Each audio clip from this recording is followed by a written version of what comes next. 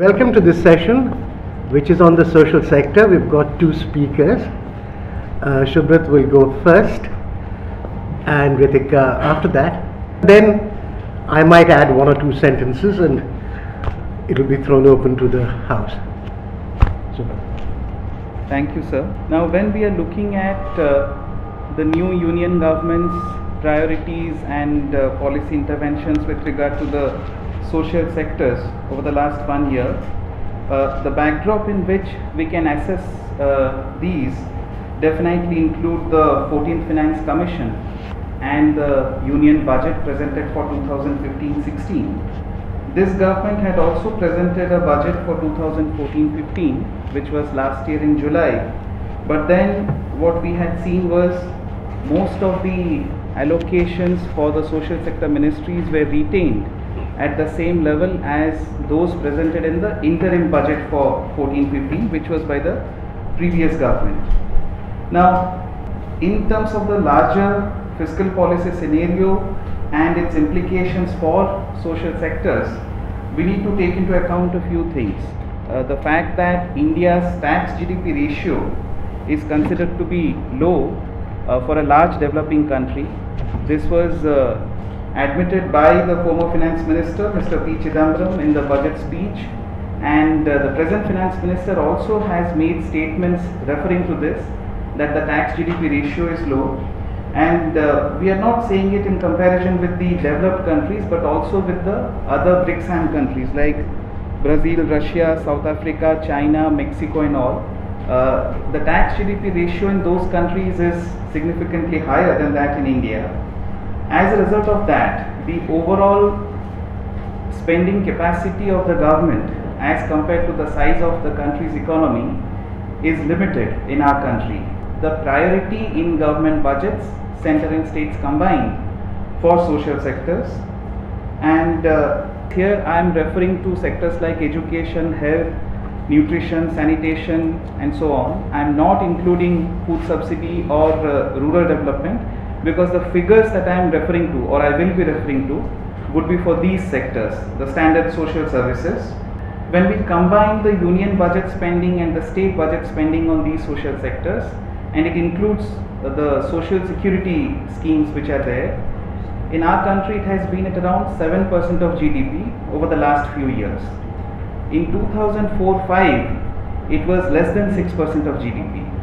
But in that one decade, first during UPA 1 and then during UPA 2, union budget's priority for social sectors was stepped up from 1.2% of GDP to close to 2% of GDP. The states did not show any matching increase, any significant increase in their budgets for social sectors, but still they retained it, and as a result that overall government spending on social sectors witnessed a 1% of GDP increase.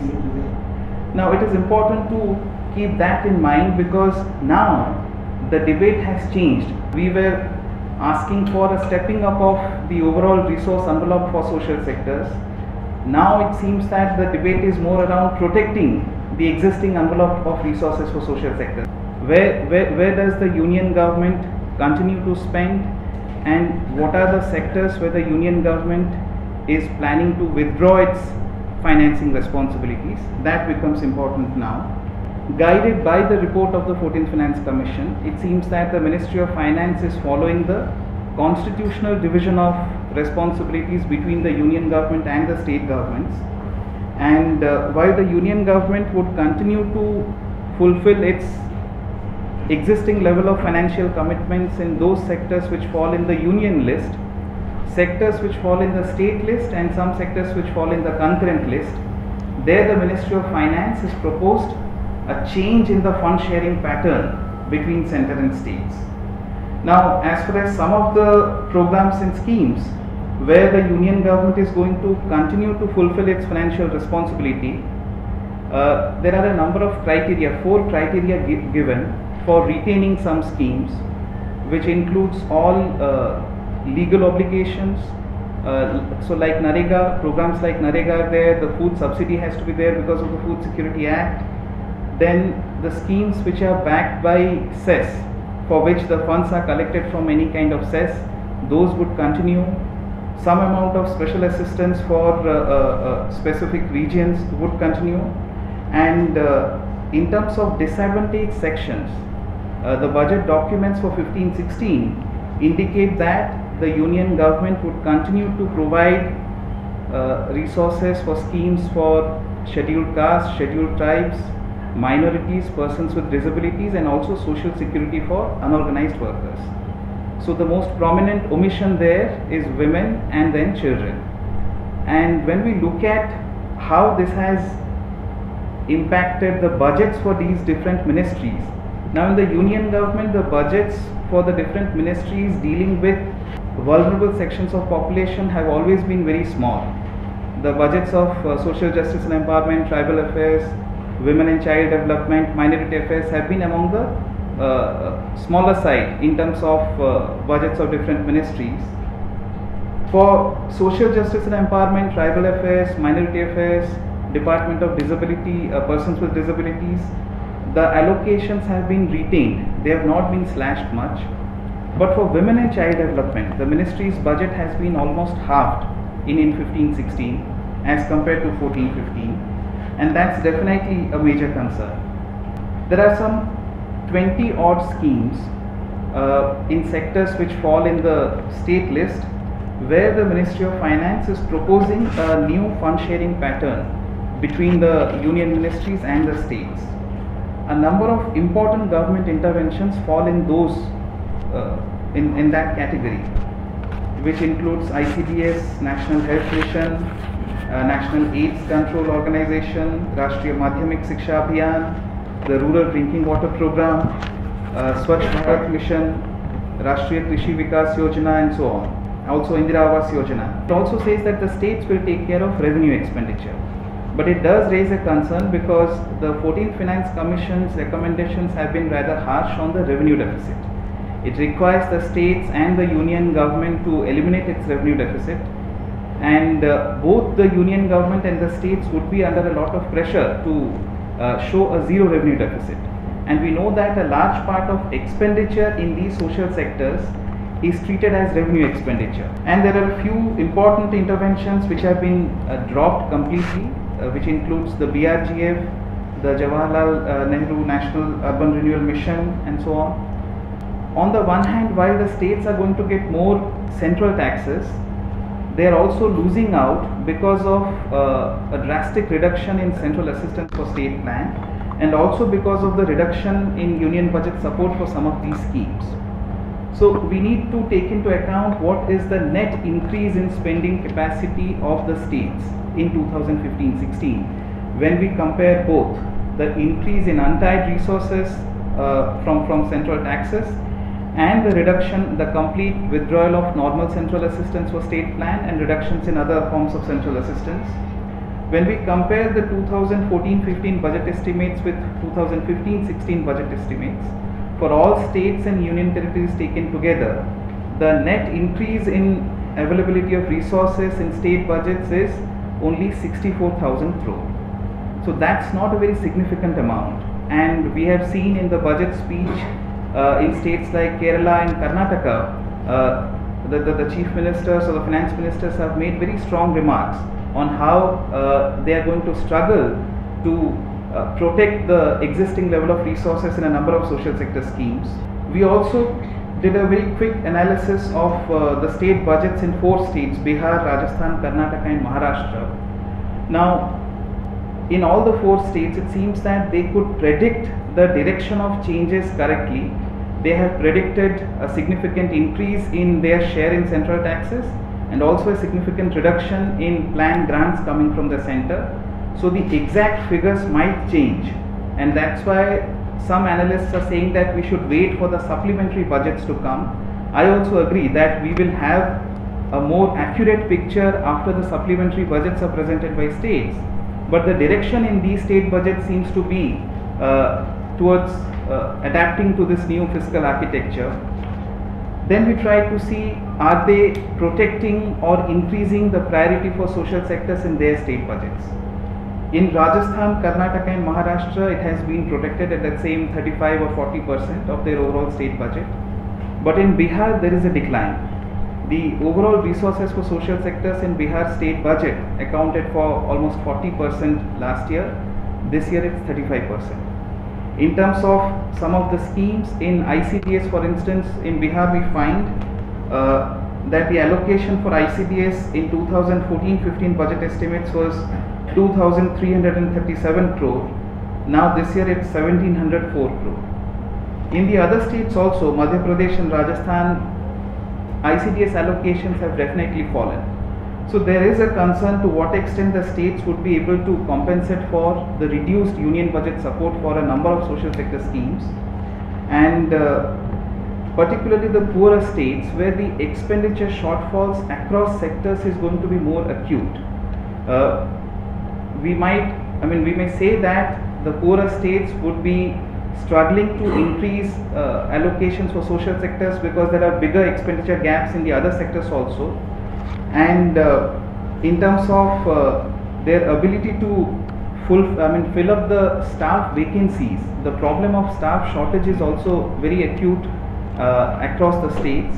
And given that in social sectors the expenditures on staff salaries are all going to be booked as revenue expenditures, when the states have to eliminate revenue deficit, they are going to be under pressure to fill up these staff vacancies, and that's why there is a concern there. In fact, some of the union ministries also in their appearances, when the secretaries appear before the parliamentary standing committees, they have also shared their concern. Ministry of Drinking Water and Sanitation has shared its apprehension that the projects in rural drinking water programs could get stalled because of the reduced allocations. The allocations for tertiary healthcare schemes have disappeared, and they are being asked to merge these tertiary healthcare schemes into National Health Mission, which is meant ideally for primary and secondary healthcare. So a number of union ministries have also shared their concern, and the only source of optimism could be to wait for the supplementary budgets of the states. But in this new fiscal architecture, we definitely are now trying to just protect the allocations for social sectors overall, whereas the country needed to step up the allocations for social sectors. Thanks a lot, Subrat. The title of my talk, which sadly you can't see because there isn't a PowerPoint projection, it's called Dole's Freebies Handouts, followed by a semicolon or colon, and then says populism ? So the question is it correct to think of social spending in the Indian context as doles, freebies and handouts, which are generally the derogatory terms that you associate these programs with in the media especially, and is it right to label them under, call it a populist measure only, that these should be viewed as people's rights? Programs such as the National Rural Employment Guarantee Act, the National Food Security Act, right to education, that the right perspective is the rights perspective. I thought I would answer four broad questions. The first objection that is often raised with regard to these programs is that India is a bit unique in trying to enact laws to do these things, and I think the Prime Minister has once said we need action, not acts. But in fact this is not true. India is not unique in trying to put legal safeguards for education, health, food security, employment. It is doing what most other civilized countries in the world do, whether you look at the developed countries such as England, which the National Health Service was the result of an act after the Second World War. Similarly, in the French Constitution, there is the right to education and health, but it's not confined to the richer countries. Post-apartheid South African Constitution, in fact, is very interesting because it guarantees these basic socio-economic rights, not just for citizens, but also for residents. Similarly, the Brazilian Constitution, after dictatorship fell in 1988, also has similar safeguards in the new Constitution. So India is going down a well-trodden path in putting these legal safeguards in place. If anything, we have done it too late. The second objection is that, well, we are already spending too much, and this is an impression that is created by mainstream media, especially always talking about these programs as if they were money guzzlers and that we were creating a nanny state in the country, that people, we are just giving arms to poor people and they are not going to work if you give them 100 days of employment on NREGA, or that they are going to stop seeking work if they have half their requirement of food coming at a subsidized price from the government. So on that, there was an interesting article by Jean Drez, which many of you may have seen actually, where he says that if anything, India is a world champion in social underspending. If you look at government expenditure on health and education, India spends less than 5% of the GDP on these sectors. This is lower than what even Nepal, a very poor neighbor, is spending. It's more than 6%, it's actually 6.7%. And if you look at sub-Saharan Africa or the least developed countries of the world, their expenditure, government expenditure on health and education is about 7%. So it is also not true that we are already spending too much on these programs. So when you're confronted with these facts, the next question that people ask is, well, maybe we are not spending too much because we cannot afford it. As it turns out, even that is not true. Like I said, that certain expenditures of the government have been increasing. One example of it, of course, is military spending. This Sood boot ki sarkar is not a new phenomenon. It has been there for a while now. And of course, our favorite item in tax revenues foregone has been the exemptions given to gold and diamond industry, which are 60,000 crores, twice as high as the budget for the National Rural Employment Guarantee Act. The National Rural Employment Guarantee Act provides some form of economic protection and social security to 25% of the rural population.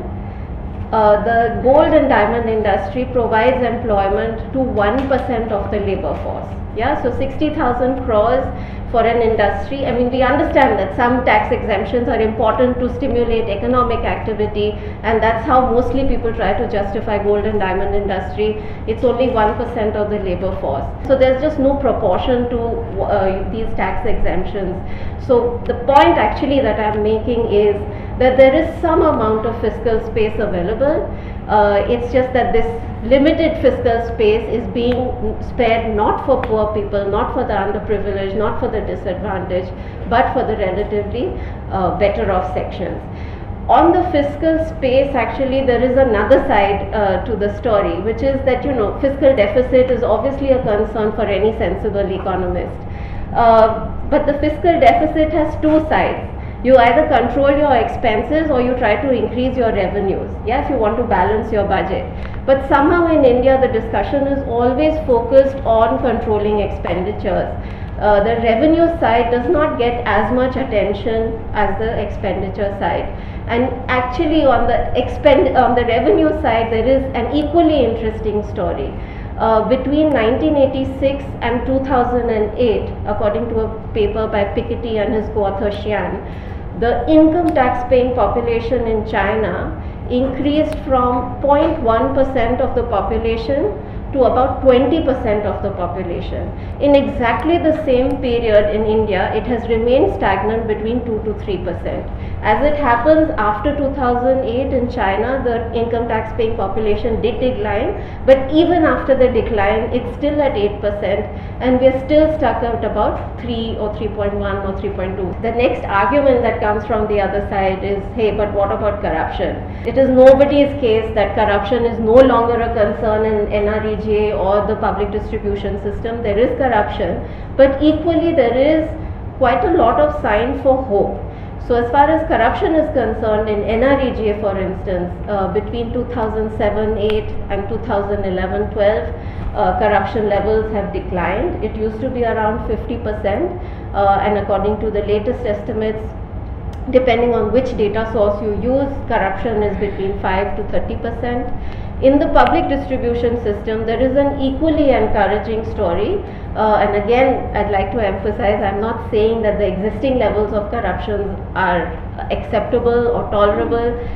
I'm only emphasizing these numbers to show that there is possibility of change if there is application of mind and if there's political will to do it. So on the public distribution system, remarkable stories from many states, including Chhattisgarh, Odisha, and of course the latest one is from Bihar, where we have seen that in 2004-05, 90% of the grain was leaking out. People were not getting 90%. So, the Rajiv Gandhi story was kind of true. Latest estimates, not just ours, sometimes people think that because we support these programs, we'll be happy to massage the numbers. But latest estimates from 5 different sources, including the World Bank, Delhi School of Economics, the India Human Development Survey, which is done by NCAER, and of course the National Sample Survey Organization. All of these are showing that corruption levels, even at the all India level, have gone down from about 50% to about 30%. So there has been significant change. Of course, there is a long way to go. 30% is still quite a lot of grain, especially if you think of it in absolute terms. It's still quite mind-boggling. So what's interesting then is why is it that the rhetoric and the public discussion doesn't keep up with facts on the ground, or with the most recent analysis. So the last thing, I have only a few more minutes left.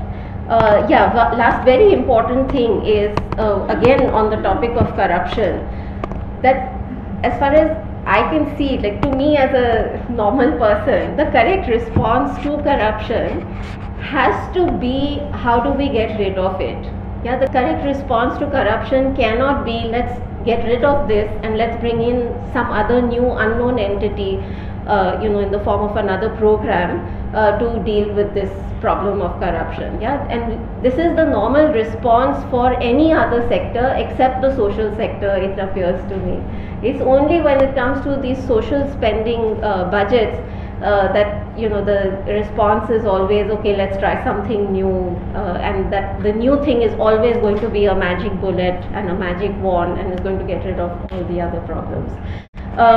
So finally, what I wanted to say is that this claim that programs such as NREGA and NFSA create a Mai Baap Sarkar and that the amount of paying out doles, I don't think that is the correct way to think about these programs. These programs, they guarantee basic rights for people, and they make these programs independent of a particular government's commitment to social and economic justice.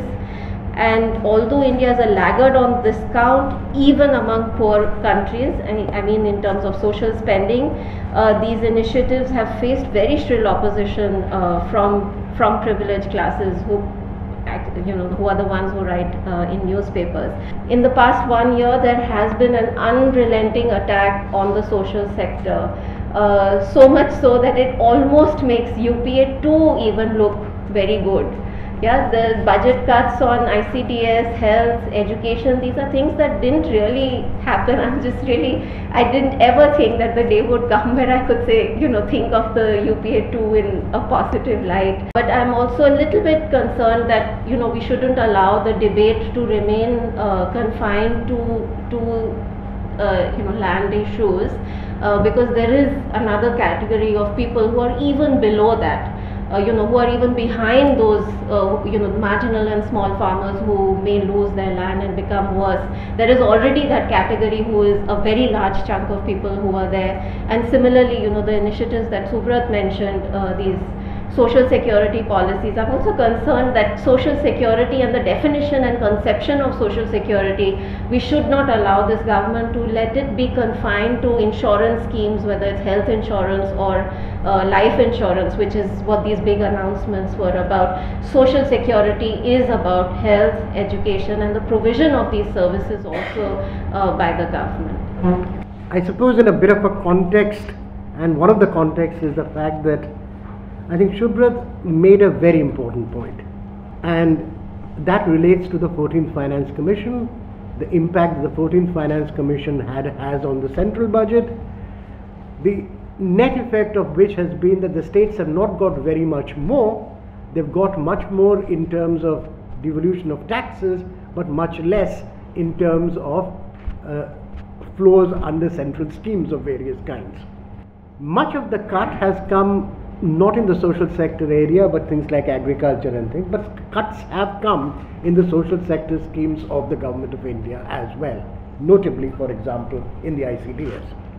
The impact of this, I think more than anything else, is what we can say right now, is really that I think what it has succeeded in doing is transferring a lot of the issues which used to be debated in the context of the centre and the centre's policy now can be shoved aside and be taken up at state and state level. I think that's what really will end up happening, because let's face it, most of the social sectors constitutionally are in the state domain, and therefore I think what we will go back to something much more so than when the UPA 1 started. UPA 1 discovered low spending in health, education, agriculture in the state sectors and started schemes which were trying to increase it. Now, how successful it was is a different matter. But what it did was that a lot of the issues became central issues, debated strongly in the centre and not simply state-wise things. So I think that's one point to actually mention, and I think that's important, because whether or not health, education, social security and all of this acquires front page in the national newspapers only happens largely if it happens to be a central topic which is being discussed. It doesn't happen if it is simply, each state doing things one by one. So its ability to influence priorities can be quite large. Now, as it also turns out, just adding to, and I think this is important, because in the social sectors there have been, NREGA almost same B to B between 14 and 15. Health, education, some cuts, but no cuts when you take the cesses in education. But interestingly, what have states done?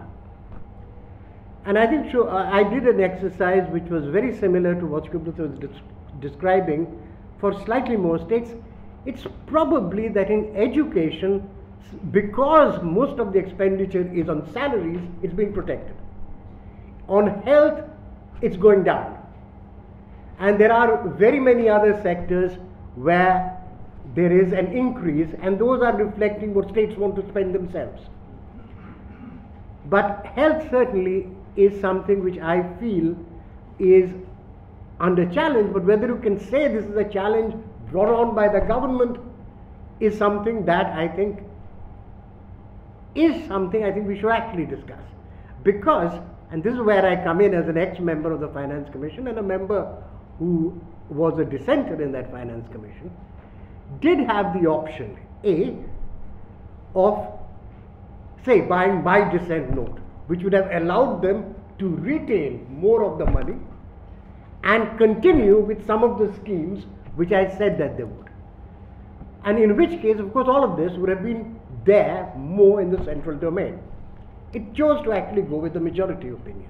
But even going with the majority opinion, there was a clear recommendation in the 14th Finance Commission that at least as far as health and education and as far as legal obligations of the central government are concerned, there should not be any cuts.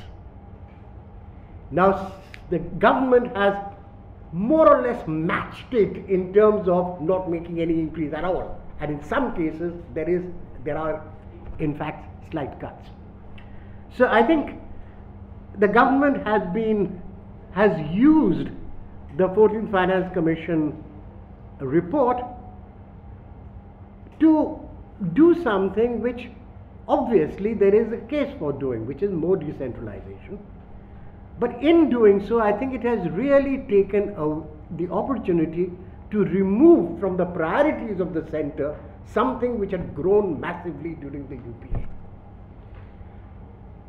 I think that's the main point, and I want to put one thing which is slightly different from what the other two speakers have said, which is that I think there is going to be consequences of some of these cuts in ways that we probably will only realize a little later. Whether it's the UPA government or it's this government, they seem to be listening much more than governments, say 20 or 30 years ago, to what businessmen say. Now the Davos lot have just come out with a report called the International Human Capital Report. Now, international human capital is looking at human capital from the point of businesses, and it therefore is not quite human development index. It is the quality of the labor force and that sort of thing. Well, India ranks on this index 100 out of 122. It's one step behind Bangladesh. And this index is something which is really trying to say which countries can actually take advantage of the so-called demographic dividend. And on this index, there is a problem. And the question then arises, is managing that growth path and that growth potential, is that something which is not a national issue? I'll just stop there.